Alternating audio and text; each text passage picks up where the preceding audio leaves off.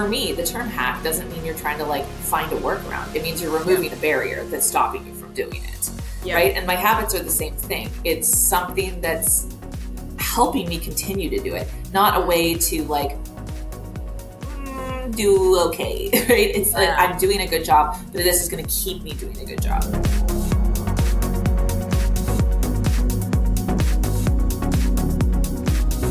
What's up, everybody? Welcome back to the pod. Strong, well-fed, outspoken. That's how we do it around here, baby. If this is your first time or it's your 100th time, well, maybe awesome. Not. I don't know if we've had 100 yet. We're getting there. We will be there soon. We are your co-hosts. My name is Rusty. And I'm Nell. Yeah, what up? Welcome to the pod. Nell feels weird without a coach because it's one syllable. Coach Nell rolls off the tongue. But Nell, you're like, but what's it short for?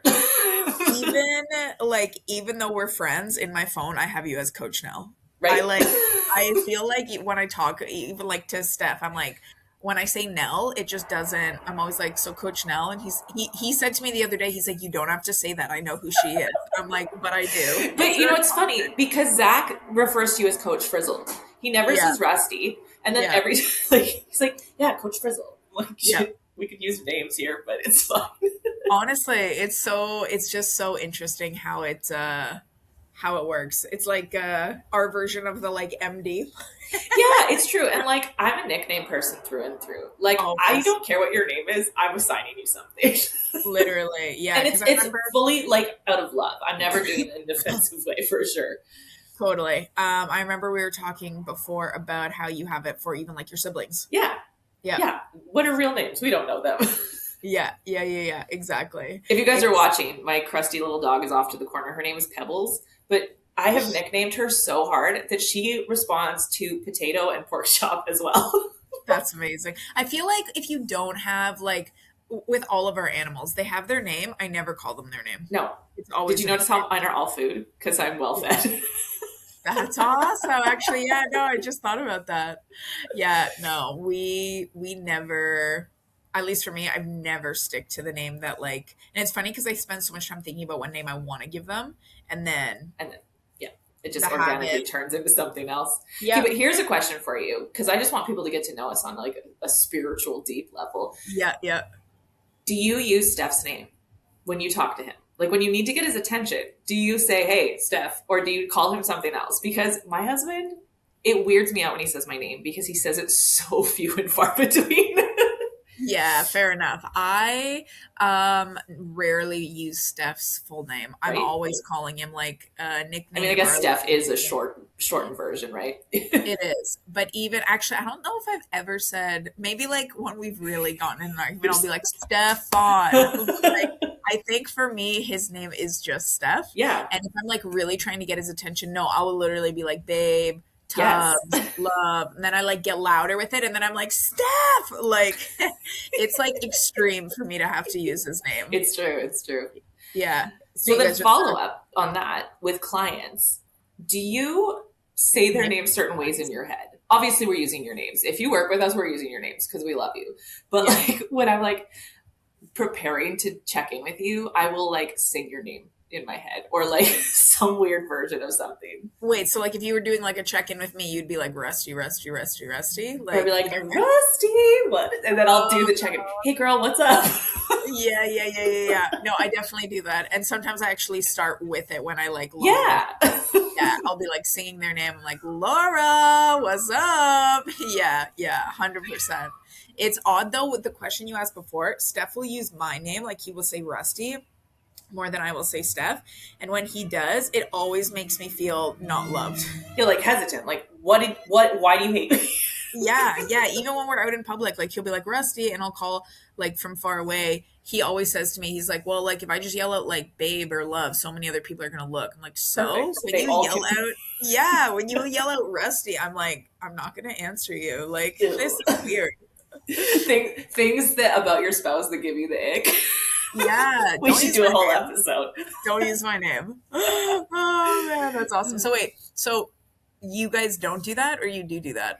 I use his name because it's a variation of his name. And then like we used to work together and stuff. I don't know why it weirds me out, but we have been married 12 years. We've been together like 15. I Yeah. think he said Alana, which is my legal God given first name, like 4 times in that In the entirety. whole time. Yeah. I Yeah. said, like, when you tell someone about me, what do you say? He just, he goes, my wife. Yeah. Yeah. Yeah. Yeah. Yeah. You got to do it with the Borat voice though. Like, my My wife. wife. Yeah. For sure. Absolutely. You know, it always feels like there's like something missing for me, or it just feels like a disconnect, Mhm. which kind of like ties into today's topic a It kind of little does. bit. Yeah. Yeah, because I mean like when I used to think about my fitness goals back in the day, and like people would ask me what I was working on, and I would say something like, "Oh, I'm like trying to eat better," or like I'm trying to like be more consistent. It like it never felt natural. It always felt like such a wishy-washy answer. Did you ever have And we that? see this all the time with everyone we work with. And I'm like, get specific, like dig in. But what does that really mean? And Yeah. so today, yeah, I've absolutely been there. And today is like, they might almost seem weird to you, but like things that we've done that work for us that make it specific, but they're Yeah, kind of random, honestly. they really are. They really are. What we really want to talk to you guys today is, you know, it's something that might sting a little bit actually, because most people, like if you're listening to the pod, there's probably a goal you guys have that you're working on in some capacity, whatever it is, right? Lose weight, build muscle, feel more confident, whatever it is you're working on. I think that when we start off on a journey, especially if you hire a coach, like you have a goal in Yes. mind and you're like super pumped about it, and you almost become obsessed, right? Like you envision yourself as like the final version of you that you're trying to become. You think about what it'll be like when you get there. We become so completely obsessed with our goal, but we become so completely disconnected at the same time from the habits we actually need to get there. Yeah, because there's power in that like visualization, in that like wanting more for yourself, because that's Mhm. what kind of drives you forward. But you're right, it bogs you down if you're not careful. And we talked about, right, not that long ago, getting obsessed with the habits Yeah.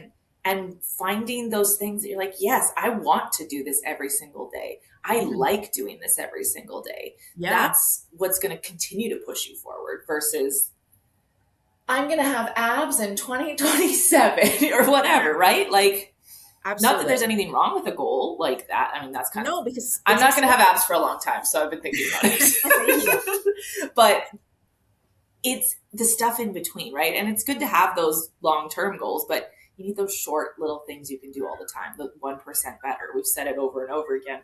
Probably say that till I die, honestly.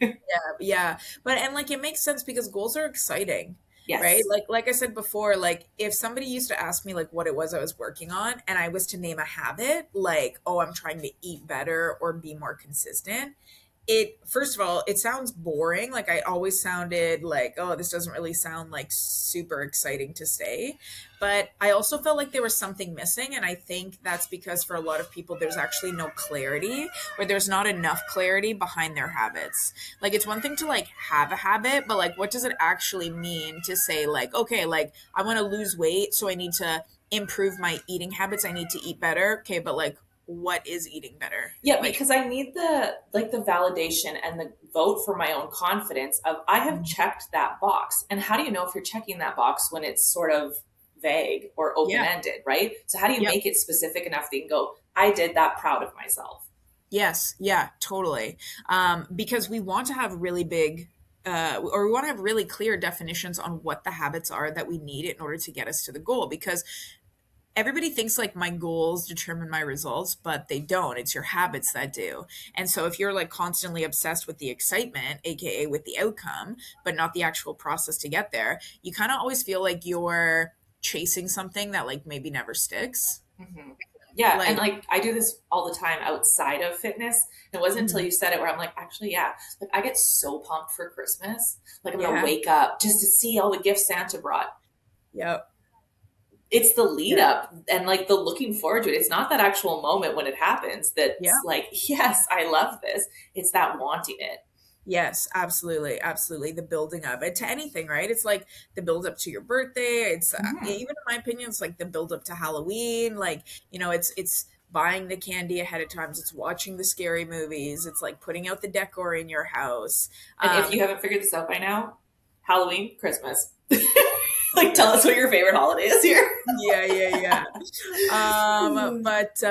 But it's, you know, it's so easy to get stuck on the like exciting thing. Like I remember back in the day, when I first started off on my fitness journey, you know, I was just solely focused on weight loss. Mm-hmm. And coming from a background of like being overweight, I really wanted to, I was obsessed with like having abs, right? Yes. I was just like, I'm gonna have abs. And so I started working out in like grade 10, and I kept like thinking to myself, oh, like by grade 12 I'll have abs. You know, it was something that felt like exciting. It was something that I was like, it felt like it gave me direction, although I would have never got there based off of what I was doing at the time. Honestly, looking at what I do now, I'm like, what do I even get there now? Because there are other things that are more important to me, right? Totally. That too, 100%. But also like being in high school, you're just like, you know, I want abs. But it also was like really debilitating at the time when I looked back, because it kind of created this pressure because I was only ever focused on the goal. So I was constantly measuring like where I was versus where I wanted to be. And that gap, that's where it felt really frustrating. And sometimes that gap feels like it gets bigger. Yeah. Right? Yep. Because if you mess up, all of a sudden you think like, right, like proverbially mess up, all of a sudden you think like, oh, I just took 3 steps back. Now that gap is even bigger.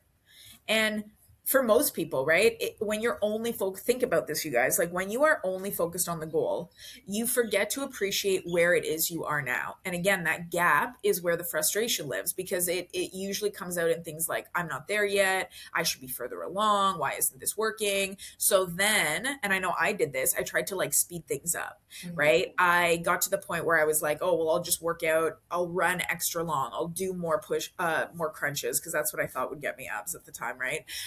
You know, I'll eat less. I got more extreme. I like tightened things up even more, but I like never actually stopped to ask myself, am I doing the things that will lead to my goal? And am I doing them consistently?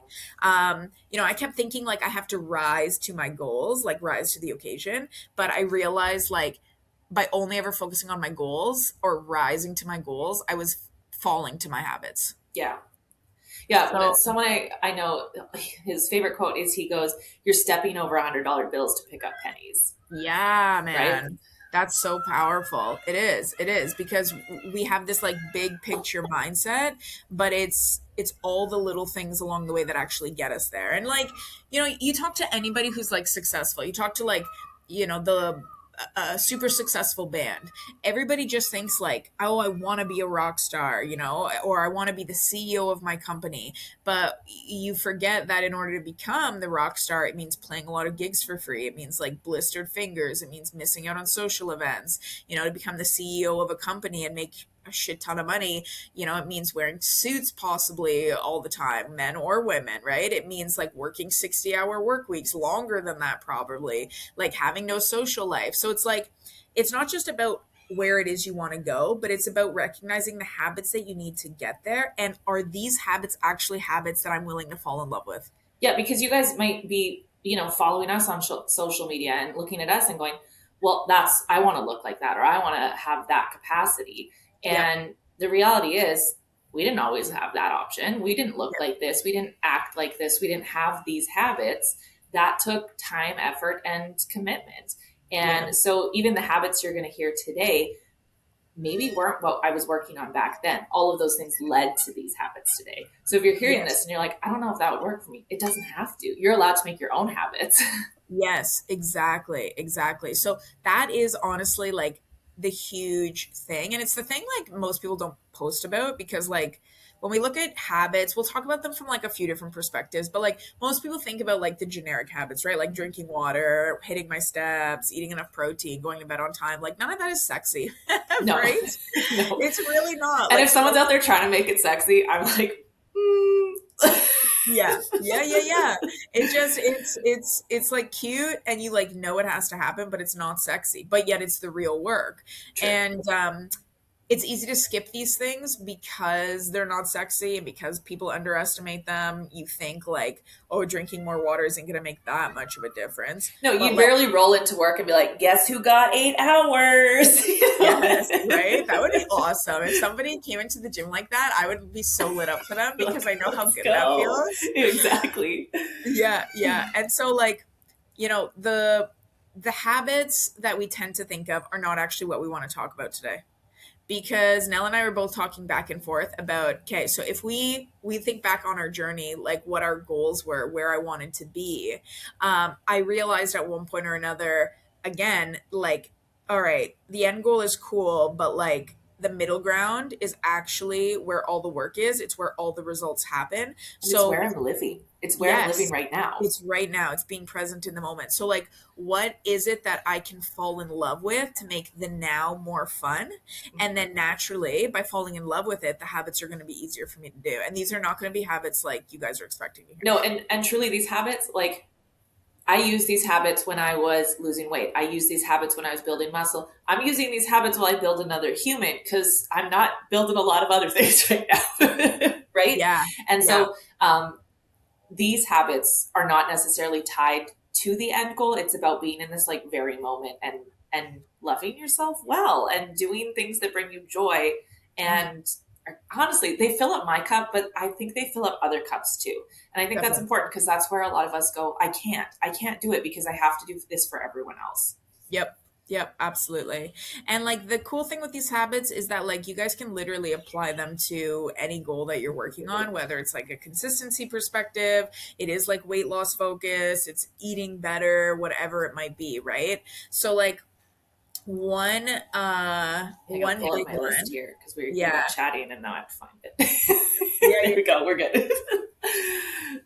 when one big one I know for me that when I first got into like running, which is how I started my fitness journey, right? Everybody's a runner at one point or another.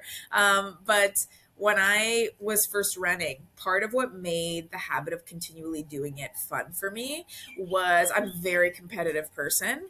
And so even though I was running, eventually by myself, to hold myself accountable, I used to have a calendar, like the hard copy calendar. I know they still sell them, but I don't have them anymore. But I Man, had, you got to kick it old school with me. right? Yeah. Get that The calendar. hard calendar that you like literally flip the months over for. And I rarely actually put anything else on it, except what I would do is I would check mark every single day that when I first started out that I ran. Amazing. And then at the end of the week, I would tally up how many days I did. At the end of the month, I would tally up how many days I did. And then I would literally compare it week to week, month to month. And literally, because I ran for years at the beginning of my journey, year to year. So I remember one year writing, like, I had my calendar for the next year and I wrote like, 250. That was how many times. So now my goal that year was to surpass it. So not only was I fulfilling like the competitiveness in me, but do you know how much satisfaction I got from checking off a box each day? Like that Truly. little habit alone. Oh my goodness. Like that was enough motivation for me just there in and of itself. And I think that's exactly it. You need to find something that does what you need it to do. I make a to-do list every single day. I've done it since I was probably like 9, and they're probably like, That's incredible. brush your teeth. You're like, But check. truly, but I do it every single day. Now it's mostly work related, but the first thing that goes on that list is finish checklist, right? To-do list, whatever. And then I cross that off because then I've set the tone and I'm like, I'm going to do this. Yeah. And it's that same thing, right? It gives you that like, yes, now I have a place to improve from. Yeah. Yeah. That's super, actually, Fun that's fact like, about me. yeah, no, but that's super, what's the word I'm looking for? Describe Dang. it to me. Yeah, I know. Well, man, there's like, reverse psychology, but that's not the term I'm looking for. But like, you're like literally tricking Oh, yeah. yourself. So like when I'm tricking myself into like, I'm driving myself forward or something almost. Yeah, because by writing do checklist as you're doing it, you're like, check, done. But that has to go at the bottom of the list. So that's the Okay. last thing I put on the list. And then once the list is completed, I'm like, great job. Yep. Yeah. Yeah. Yeah. Yeah. It's, I think as well, there's just something very satisfying about like checking something off a list or I love a checking a box. checklist. Yeah. I think that's also why people like love the step trackers and things like that, because it like when you get that check mark at the end of the day, you're like, yes, it It's feels so true. When I was really struggling to be consistent in workouts really early on, good. it wasn't about like you said, like, can I beat that number in Yep. terms of days ran? For me, I always had an EMOM or an AMRAP or something at the end of my workout. I don't even like doing these, to be Yeah. clear. Yeah. Yeah. But having the same thing every workout, like the same time I repeated that workout, would allow me, like, oh, every minute on the minute, I got this many last time. And I was, again, trying to complete a little bit more every single time because Mhm. it's exactly the same thing. It gives you a benchmark and then you can push forward from it, which really helps when you're feeling stagnant in things. Absolutely. No, it makes a huge difference.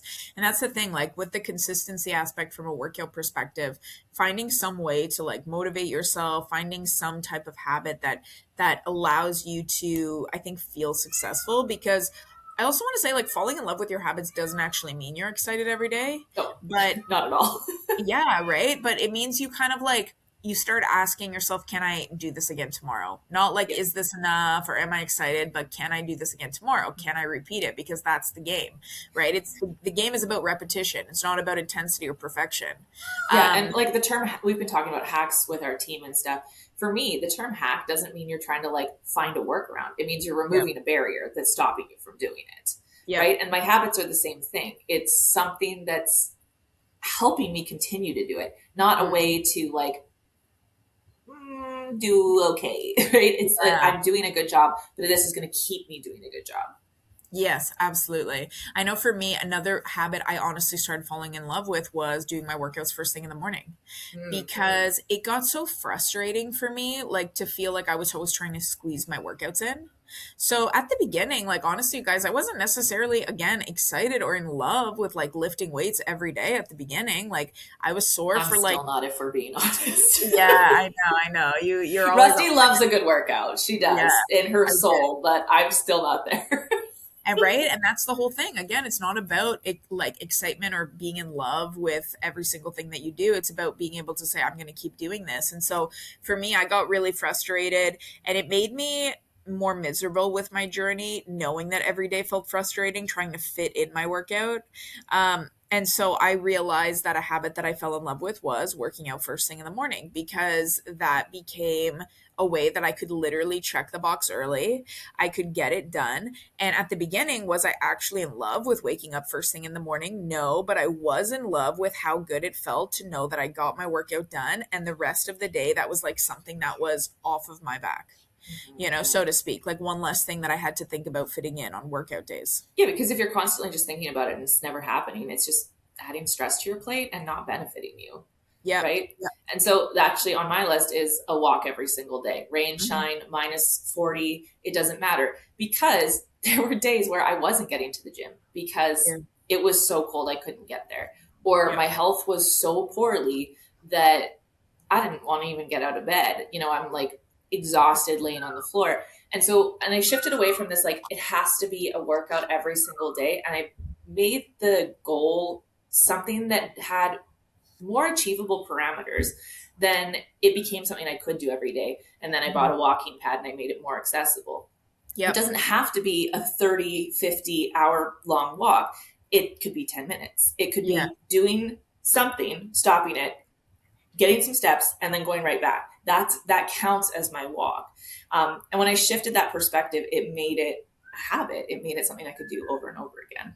For sure, for sure. Sometimes pairing up habits I found really helped as well here too. So like for me, so when again at the start of my journey, at the start of my journey when I was a runner, this was before I got into lifting weights, like I said, and I would lift first thing in the morning. So I was in high school then. I mean, for sure, I could have woken up really early to go for a run, but at that point, I was not a morning person.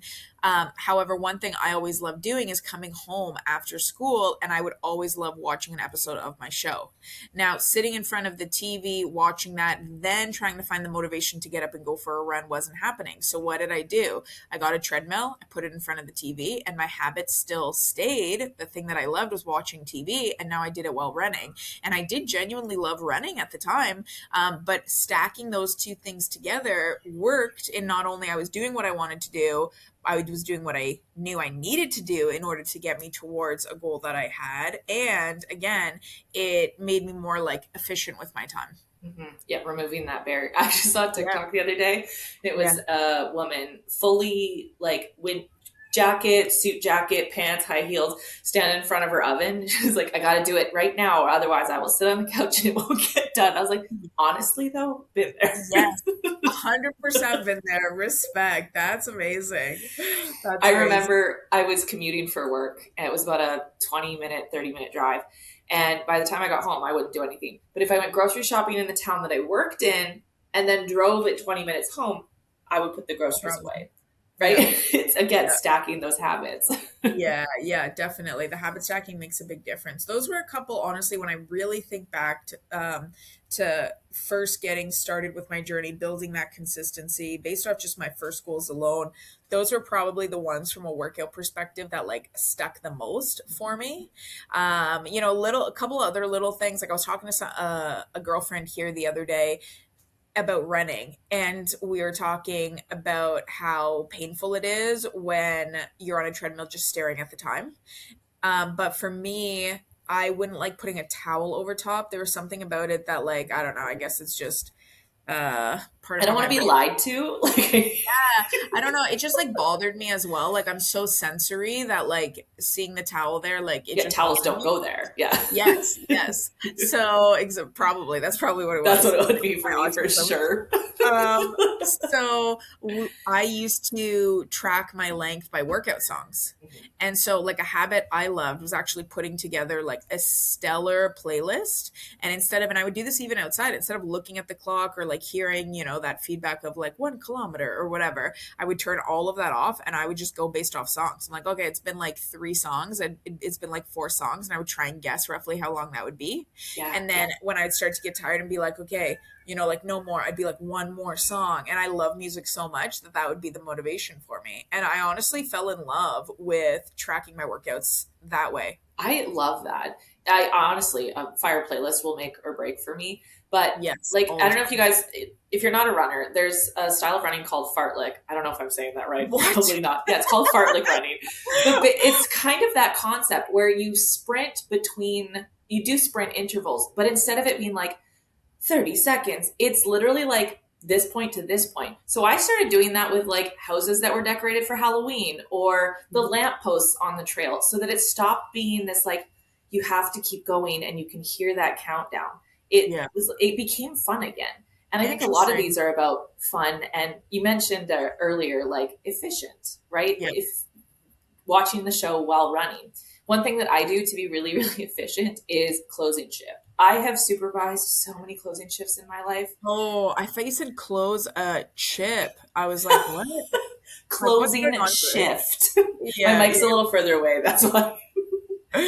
But for me, it wasn't necessarily like, oh, I have to get my food ready and I have to pack my bag. I just lumped it all together as like, these are tasks for the morning shift so they don't read me out. I'm the morning shift too, but that's irrelevant. Yeah. But bonus points if you sing closing time while doing the closing shift, because it makes it faster. Exactly. That's all I know. Like I only know the closing time too.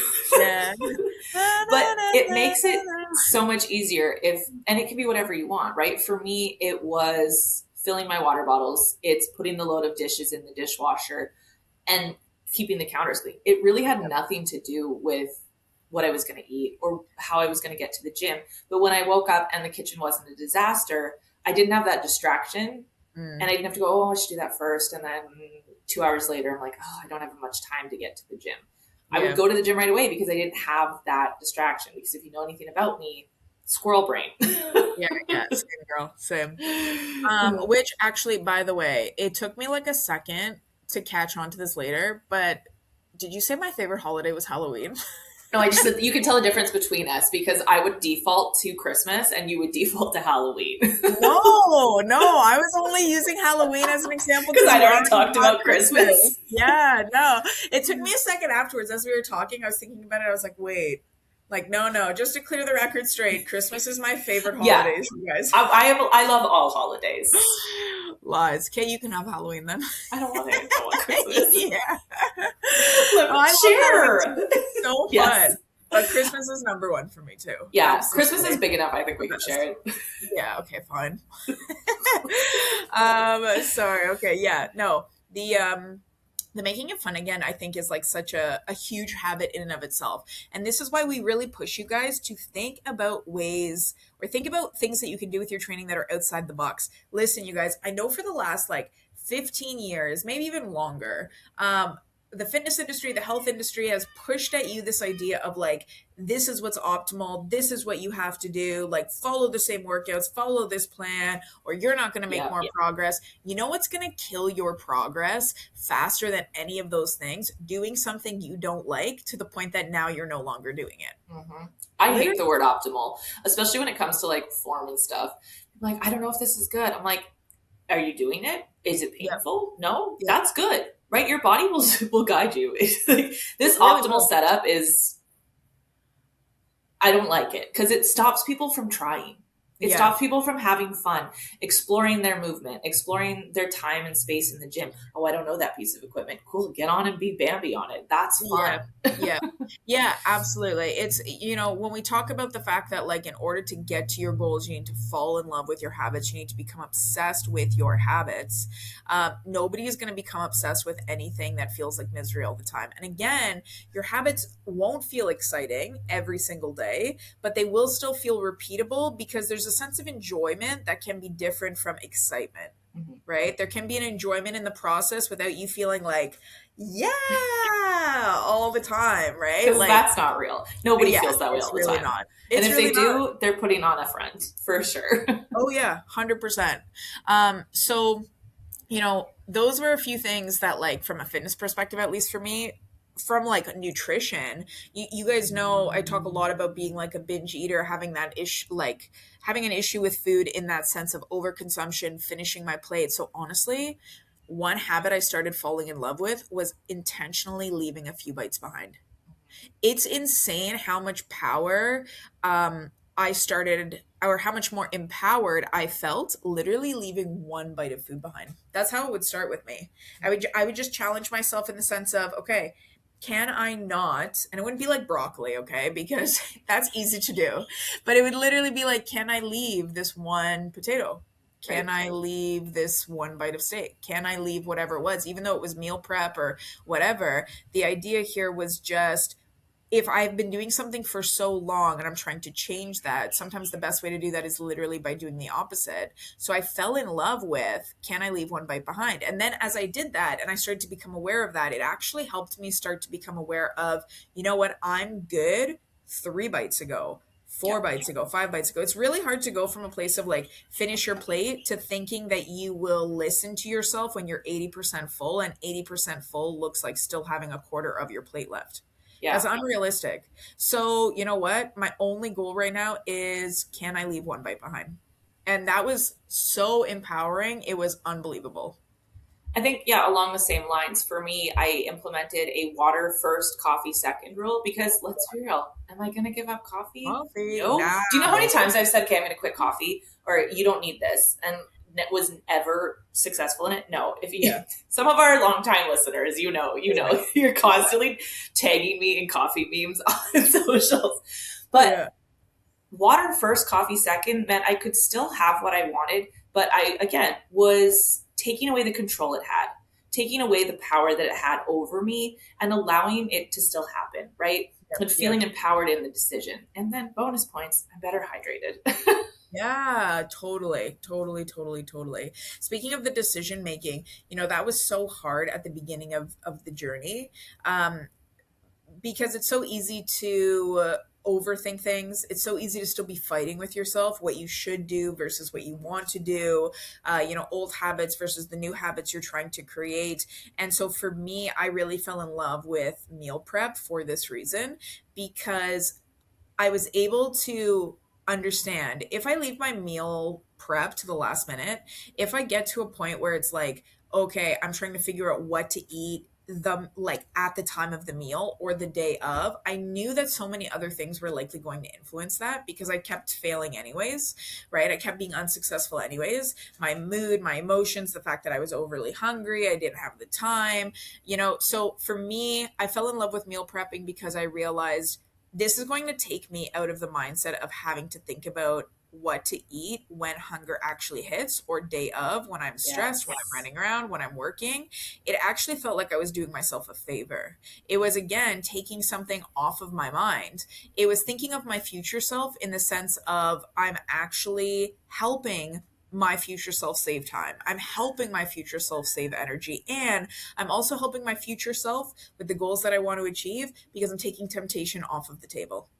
I love that. I didn't put this on the list, but as you're talking, I realize I do it every single time. I eat before I go grocery shopping Yeah, for the same reason, right? girl, you do not go grocery shopping Nope. hungry. It's so dangerous. It really is. And because it's exactly that. It takes that pressure off. I'm not making decisions in the moment when there are other factors at play.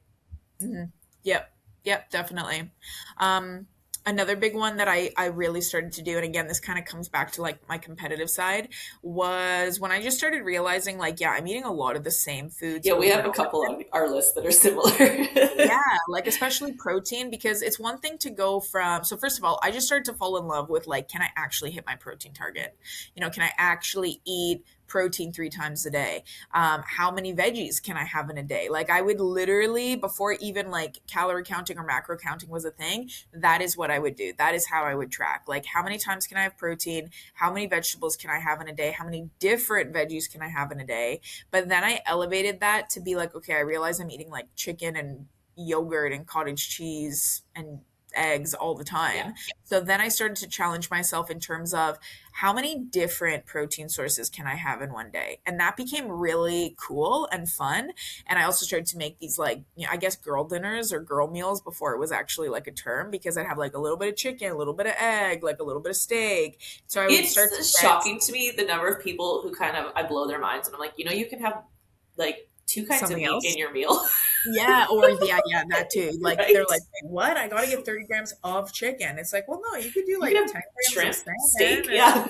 yeah, like it's but I really did. I started to fall in love with that because it also felt like I didn't grow up in a household where my mom was like a great cook or very creative cook. So meals were just like simple, straightforward. And that was like my first experience of like actually putting meals together that were like things, combinations I'd never had That's before. cool. That's Yeah. cool. So I was not a chef. Gordon Ramsay would have shit himself. What But are yeah, you, an idiot sandwich? yeah. But I'm like, oh, look at me chefing it up in the kitchen. And see, I grew up in a household where my mom would say, like, eat the rainbow. That was kind of Yes. something she talked about a lot. So it was kind of ingrained in me early on. But I love it. I love eating with my eyes. And Yes, for a totally. long time, eating with my eyes was like, oh, I'm going to a fancy restaurant. I'm eating blah, blah, blah. Like I was ordering food to scratch that itch. Mhm. And then I realized I can do that myself. I Yeah. can make food that is colorful and pretty. So one thing, and you can ask my husband, he will vouch for me on this one. I try to have 4 colors on my plate. Now, am I Yeah. a little bit lenient and sometimes we'll count sauces? Absolutely. But he'll be like, let's have like chicken and mashed potatoes. I'll be like, okay. And what color? Yeah.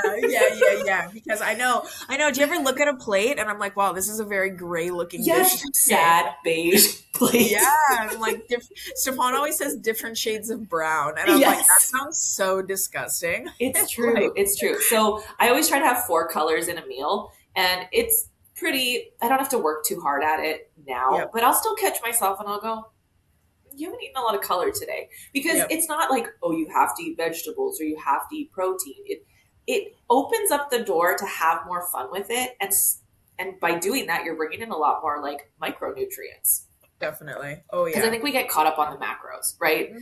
We got to hit the protein, we got to get the carbs in. But we forget like other things are important too. Fiber, vitamins and minerals. So by incorporating more color, and I'm not talking like Cheeto dust, guys, I'm talking berries and carrots and things like that. It's a great way to kind of hit a goal without running yourself ragged. Definitely. And again, even if your goal is not to track macros, again, these are other ways you can improve your eating habits without putting your food on a scale. Yeah, Without because you'll hear words like balanced plate or, sort of intuitive approach. These are kind of the tools that lead to that. Yeah, definitely, definitely. Because I don't have intuition when it comes to food. Oh yeah, food intuition. What do you mean I can't eat an entire box of Captain Crunch? Exactly. My intuition wants this box of Yes. Captain Crunch. Yeah. One thing that I fell in love with in terms of a habit, that I think a lot of people wouldn't necessarily associate this as a habit, but like weighing yourself, right? That can be very stressful. It can bring about a lot of tension for people. I actually, for a while again, still in my weight loss phase, but also working on my own, like, just healthy body image, I fell in love with actually only weighing in once a month. And for me, it was still a habit, right? Because don't forget, like, a habit isn't necessarily something, or like consistency doesn't necessarily mean it's something that's done every day. It means it's done on a regular basis that works in your favor. Absolutely. That still has you, in a positive mindset and everything. So for me, I would literally weigh in once a month. I would pick it about 4 weeks apart, but I gave myself the grace that, like, if I got my period or something was off, I would push it back a few days.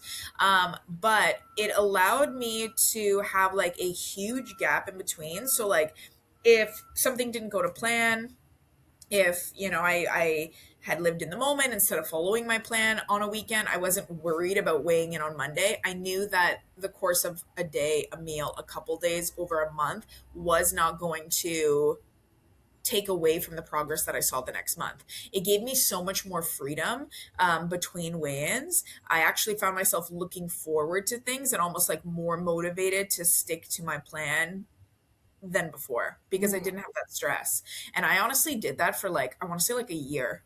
And it worked beautifully. It allowed me to have life and freedom. And yeah, I really fell in love with seeing my weight from a data perspective rather than like a worth and progress on a day-to-day basis perspective. Interesting. And see, for me, when you brought up like weighing yourself daily, that's what it was that kind of freed me, because it stopped, like, the scale stopped ruling me, because I could see these, I would almost say drastic changes, because they felt drastic at the moment, but I'm like, oh, 5 pounds over a day. Well, I know that's not because of, I gained fat or anything like that. It was like, oh, other things are happening in my body.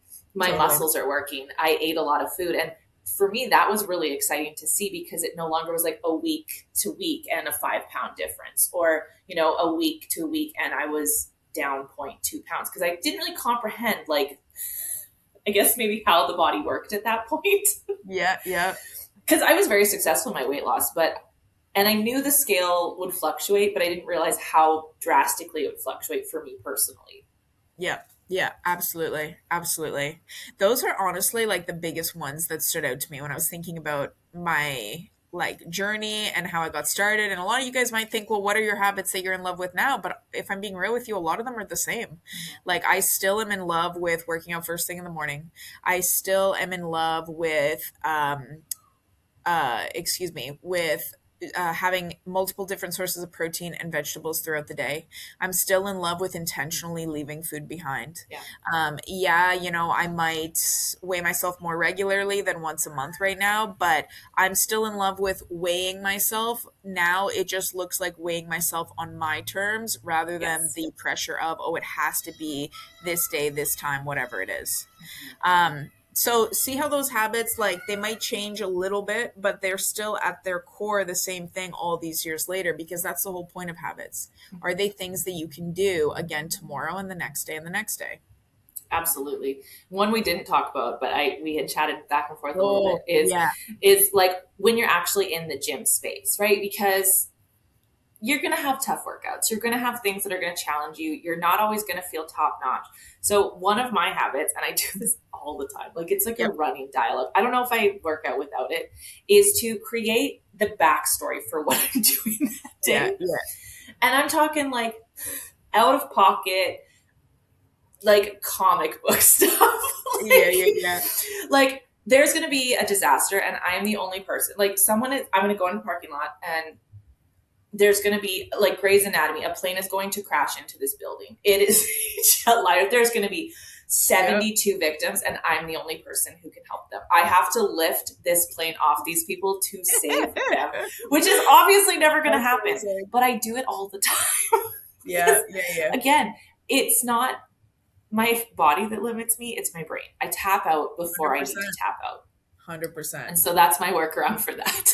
My habit for solving that problem.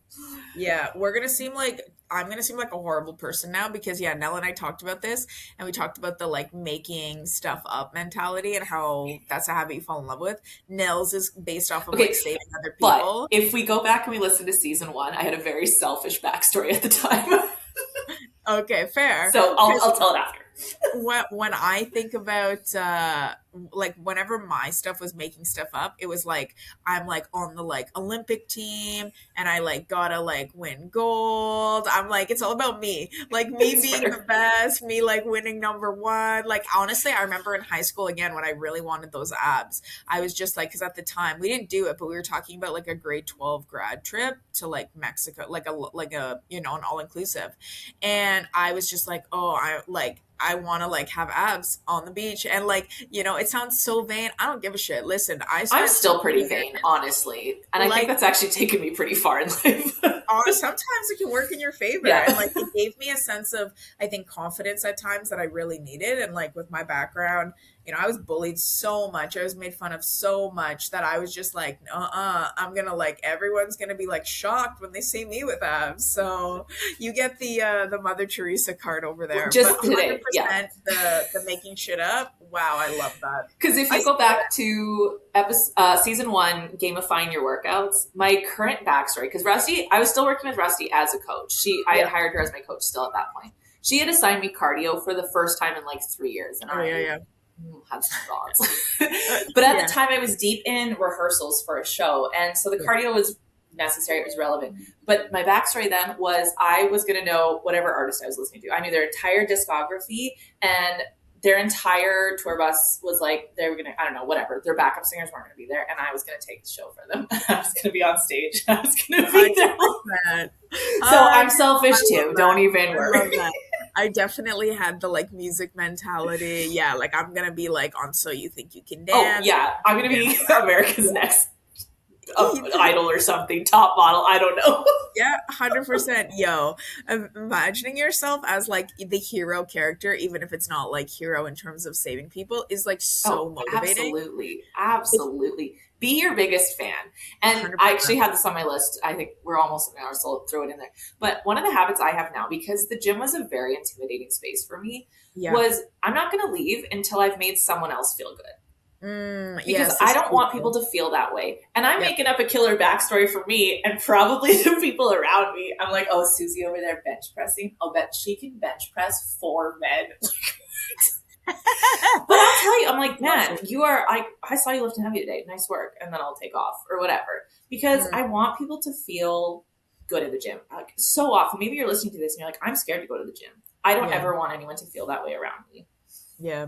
And that's part of me having fun at the gym. Because I like seeing other people light up. Absolutely. It is, there's something so, again, motivating. There's something so invigorating about that. 100%. So, if you guys feel stuck right now, if you feel like you're like trying, but you're not getting anywhere, if you feel like you're constantly frustrated, you know, think about if you're only ever focusing on your end goal instead of, and like be in love with your end goal. Absolutely. But are you in love with anything that's happening now? And I want you to be very honest with yourselves and ask yourselves, okay, that is my end goal. What do I honestly believe I need to do in order to get there? And are those things that I love enough to do? Because if your answer is no, if you're not willing to have bloody fingers, play free gigs, you know, devote all your time to learning songs, if you're not willing to work an 80-hour work week, wear a suit, and make your life nothing but work, then guess what? You don't actually want to be a CEO. You don't want to be a rock star. You don't want to have a 6-pack. You love the idea of it, but not the process, and therefore you're never going to actually get there. And it's okay to be honest with yourself. the best thing you could do is actually ask yourself, instead of what is my end goal or what do I want my end goal to be, what habits do I actually want to embody now? And then where do I see that taking me? Yeah. And then break off a little chunk. Yep. Start with something small. None of these were glamorous. None of them were super exciting. Yeah. But most of these were like one thing more or one thing less. Yep. Start there. Yeah, because all of this stuff, like Nell said, it's not glamorous, but it is the stuff that will get you there. And it is the stuff that will actually have you showing up regularly and feeling a lot better about your life. Yeah. I honestly picked my gym time based on other people that I kind of admired, knowing they'd be there, right? Yeah. Because it's not anything that's going to make or break the process, but it was enough to be like, I want to be in the same space they are because I see them crushing it, or Totally. I know they're killing it and I want to learn from them, right? Totally. I didn't even tell them. Yeah. You admire them from afar. Your best friends from afar. Yeah, like me and Big Jeff. Yeah, just making up names. Oh, 100%. Being strong, Susie. Yeah. Totally. So you guys, another episode. If this was helpful, please consider sharing it to your social media. Send it to a friend, a family member, strong Susie at the gym. Yeah. Go make a gym friend. Send them the podcast. Yeah, literally. It always helps us out huge. And, if there's any part of this that like resonated with you guys as well and you want to share, we would love to know like what habit you have fallen in love with over the years that you are still doing now. Yes. So, yeah. Drop it in the comments. When you share this on Instagram, write in what your habit is, tag us so we can see it, or shoot us a DM. We would love to hear from you guys. Yeah, I love when you guys slide into my DMs. I got married very young. I never got to slide into DMs, so slide right into mine, guys. Yeah, make up for lost time. Yeah, maybe I shouldn't say that. I don't know who's listening. Until next time, though, you guys, if you are interested in chatting a little bit more about working with us one-on-one, you can find a link for that in the show notes below, as well as our social media handles, and we'll see you guys next week. Bye.